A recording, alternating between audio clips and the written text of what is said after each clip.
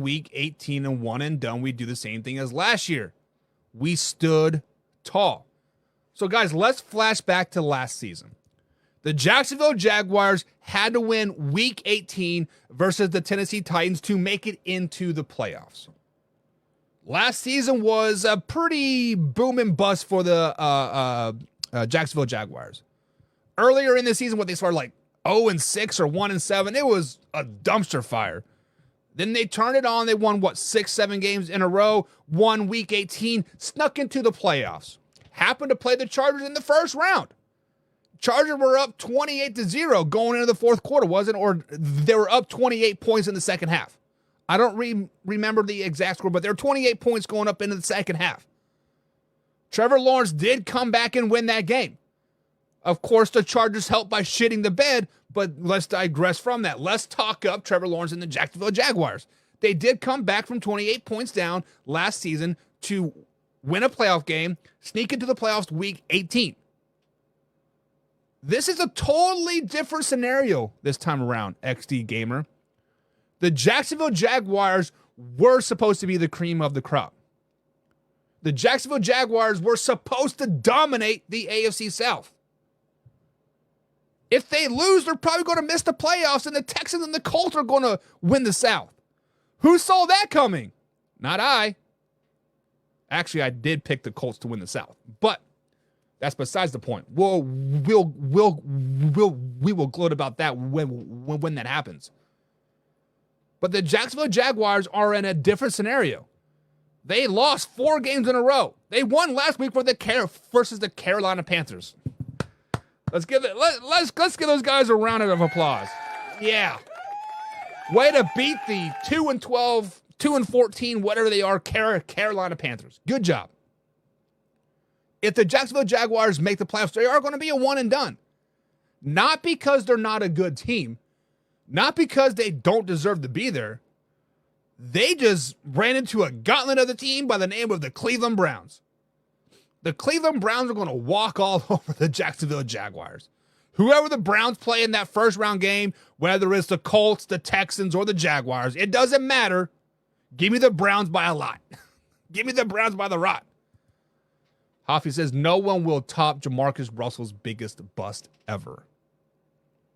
Jamarcus Russell really wasn't a bust. We can talk about Jamarcus Russell moving forward.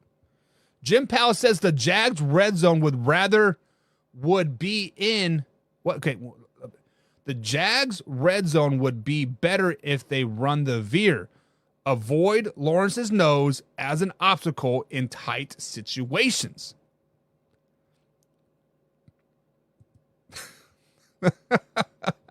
I got nothing. Can I get an amen? Talking about bus, Ryan Leaf in San Diego. Fairly good bus. And Carson says, the one thing that a lot of people don't realize is coaching plays a big part of player successes or failures. Exactly. NFL coaching is so much overlooked, especially on the position players. Quarterback coach, running back coach, receiver coach, linebacker coach. They are a very, very big part of a player's success. Now, a player can just have pure raw talent, right? Pure raw talent sometimes overcomes lackluster coaching or a bad scheme or this like that. But 9 times out of 10, most players in the NFL are on a pretty level playing field talent-wise, skill-wise. It comes down to coaching. It comes down to that it factor, that willing to put yourself in adverse situations and succeed, right? Carson, you nailed it. Coaching is a big, big thing. Belichick as AC and Josh McDaniels as offensive coordinator in Vegas. It's going to happen, baby. Wouldn't that be the greatest thing ever? Boo. And Tom Brady, isn't he going to be partial owner of the Raiders too?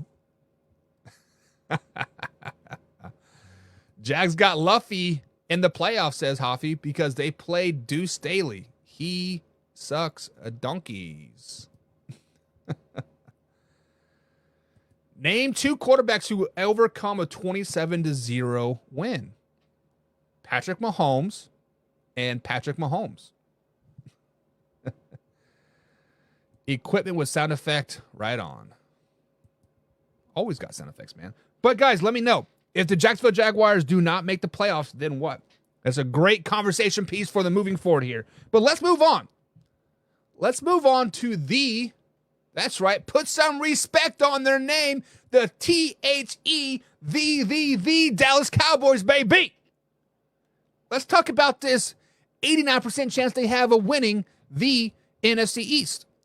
Let's talk about the opportunity of them then locking up the second overall seat. But what if they don't? What if they don't? If the Dallas Cowboys do not lock up the second seed this weekend, then what? Guys, I really do not see the Cowboys losing this game versus the Commanders. I do not see it. The Cowboys have the world to play for, and the Washington Commanders literally have nothing to play for. The only thing they have to play for is a second overall pick. They already have their lockers cleaned out. The bags are packed.